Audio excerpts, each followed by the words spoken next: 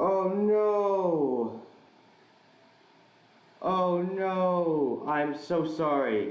I completely forgot to press go live. I just did the entire thing. I just did the entire. Oh my god, no. You're kidding me. You are kidding me, dude. Oh my god, you've gotta be yanking my chain here, dude. Okay, sorry. I just did the entire thing, the entire episode, without pressing go live. Okay, I did the entire thing without pressing go live. Let me go back over my script again, and I guess I'll talk about that. Sorry. Jesus Christ, I'm so unbelievably stupid. Jesus Christ, dude. Okay, well, I guess I just went through the entire thing. Anyway. Okay. Hello, I am the Backtrack Podcast, and welcome to This Week in Politics. I apologize because I was supposed to get this on at 7:30. It is now 7:46, and I did not press live on my thing. I only pressed live on this, which made it go on the Streamlabs, which made it not go on actual live stream. This week, on January 3rd to the 9th, it was quite a packed week full of lots of events. A lot of political events and a lot of socio-political events. You could refer to it as that if you wish to. Many events were quite positive and quite negative as well, to say the least. This week started off pretty negatively when it was found out that Trump had a tape call, requested that Georgia's Secretary Brad Raffensperger to find 11,780 votes to win the state, and at one point seemingly to suggest it would be, quote, a big risk if he did not, if the Secretary had not. The Secretary of State's legal counsel, who was also on the phone, dismissed Trump's claim of election fraud and his many other unfounded claims made in the hour-long call. Representative Nancy Pelosi won another term as Speaker of the House, and it will be serving her fourth, I believe, concurrent term as the Speaker of the House.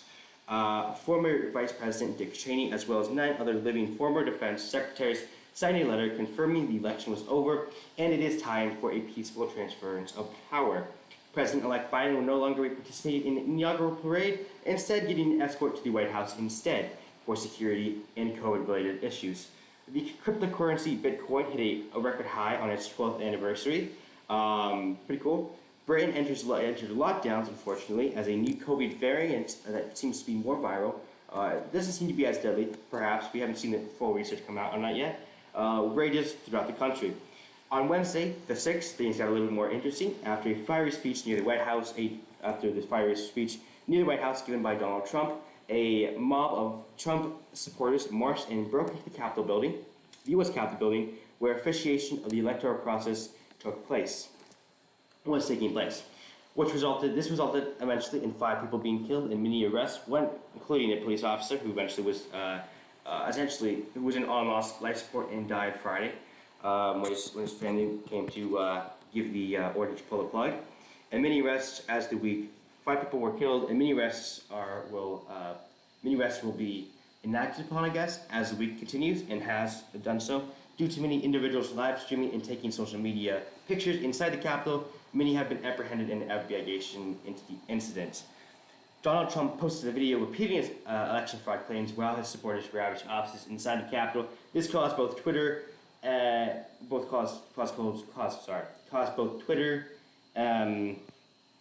YouTube and Facebook to remove this video. Twitter and Facebook both banned Trump temporarily. These bans, however, after a thorough review, were made more permanent, leading to Trump being unable to treat for the foreseeable future.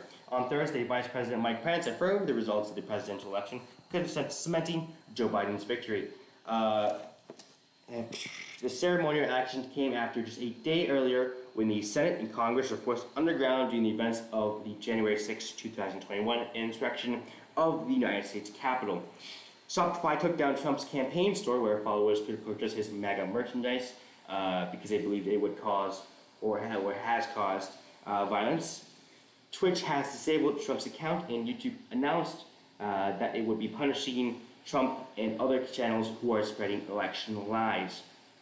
On Friday, as Friday came around, the House considered impeaching Trump a second time, and more platforms made their restrictions on the president and his followers permanent The Alphabet Workers Union called on YouTube to ban Trump, while Reddit officially banned r/Donald Trump after members glorified the events of January 6th.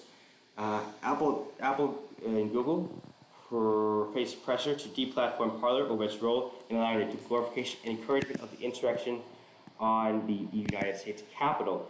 Let me get a picture here. This is a picture of the Capitol building. Sorry, I had the random number generator up for a while there. Doing something earlier with it because I thought I was on camera and I thought I was live because I'm not too smart sometimes. Discord also banned a pro-Trump server called The Donald, and Twitter banned QAnon supporters, including former National Security Advisor Michael Flynn. The president, after going on his longest stretch of time without tweeting, tried to tweet from the POTUS Twitter account to no avail. They were immediately removed. They pretty much figured out it was Trump.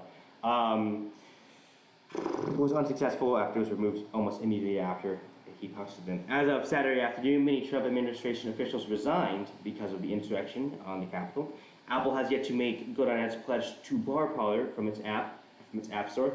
Also this week, Georgia became a blue state completely with its new senators Raphael Warnock and John Ossoff taking office within the next week. Elon Musk overcame Jeff Bezos as the richest man as well. That is most of the election stuff for this week. We're going to go over a political ideology through my political handbook. We're going to see what the notes say. We described one political ideology because, once again, I forgot you have to press the go live button before you can go live, which was my fault, but I am very, I'm a little bit mad about it. Let's see what number we are going to get. 57. Let me see what 57 is. Okay, Marxist-Leninism. This is, maybe get a picture of Marx up here. Karl Marx. Okay, there you go. A picture of big word Karl here. Just for kicks and giggles. We'll just grab this one, put that one here. The classic. We'll get that bad boy here, and we will. Here, I'll let that pop up while I read my notes. Actually, this is more a Stalin thing, actually. Probably should get a picture of Stalin. We're not going to do that. So we're going to go over 57, right? 56, 57. Go over this ideology, then we will be done. And I will edit this video down to make it more sizable and better for viewers who are watching this after the fact, because I, once again, did not realize it wasn't live. Okay, Marxist-Leninism. They oppose anarchism, fascism, pluralism, and liberal democracy. Liberal democracy is, we'll get into that later maybe. Two states, communist, to reach Marxist-Leninism, you are to have the path of Marxist-Leninism is to have a two-stage communist revolution to replace capitalism. You have to, first off, seize power on behalf of the proletariat, the people, and establish a communist party-led socialist state. Communist party, communist party, social state. Yeah. The state controls the economy and means of production, and you suppress opposition, suppress the opposition. For example, the bourgeoisie, the more rich people, or the more privileged in society. Promote collectivism in society, ultimately creating a classless, stateless society. Free universal health, education, healthcare. State atheism, form of state. It's often referred to as state capitalism in its form now, because you can never get to the second stage of really Marxist-Leninism, because you have to be a classless, stateless society. You must have basically the means to do so. So basically, no nations around you, no hostile nations around you, and thus creates problems, because you cannot have a classless, stateless society, because you will be overrun by other nations and other people. Suppress social classes, sometimes referred to as red fascism. Similar to fascism, it is usually run by a dictator, because the proletariat or the government is run essentially just for the sole purpose of helping the state, because you cannot create communism in today's environment, and that's why many nations such as China and any other communist nation are more generally referred to as state capitalist systems, because the workers do not own the means of production. Thus, you cannot really have a supposedly communist nation, which we do not have. Sometimes referred to as fascism or support proletarian internationalism and socialist democracy. So it's always fun. We'll do another ideology. Sounds pretty short. Just for kicks and giggles. Let me just see if there's anybody actually watching this stuff. Oh, cool. Doesn't really matter. I have to fuck out of this afterwards. Sorry, get the number generator. It's a Firefox. 36. Okay, we'll do one more. So this will be two ideologies this week instead of one, because I do like to explain these, and I do think it's very important for people to understand these ideologies and what they actually stand for. Many ideologies are misrepresented. Oh, this is a good one. Misrepresented or, in fact, underrepresented in society. So this is 36, 37. Okay, let me get to this page here. It is Democratic Socialism. So this is what people would generally consider, generally call socialism. Well, actually, no. People call socialism a lot of different things. They call a lot of people socialists who are not socialists. So some of their beliefs, they're resistant to totalitarianism. This is a little bit different from Marxist-Leninism because they do not want a totalitarian dictator. Socialism only has a meaning if it's democratic. They fight for reforms that would weaken the power of corporations and interests and increase the power of working people. They would control the means of production. Means of production are owned and managed by the working class as a whole. Intersubjective dependence between humans, so working with each other and having to work with each other to support each other, essentially. So working together as a whole, as a unified nation, so you can be more successful as a unit, essentially. Kind of like ants. So you kind of be like, everybody does their own thing. Not really. Everybody does. I guess that's not the best example, maybe. The working preservation of personal liberty. It's a very important one. They're also anti-Stalin and anti-Lenin. Marxist-Leninism, I should have went over that a little bit earlier, right? Is not really the best form of socialism or the best form of communism that you could probably imagine. But they're anti-Stalin, anti-Lenin because those two guys specifically did not have the vision or even maybe the resources available, and obviously it was not necessarily entirely their fault. But Stalin was a very horrible leader. He killed a lot of people, gulags, all that stuff. Not very good overall. Manageable implementation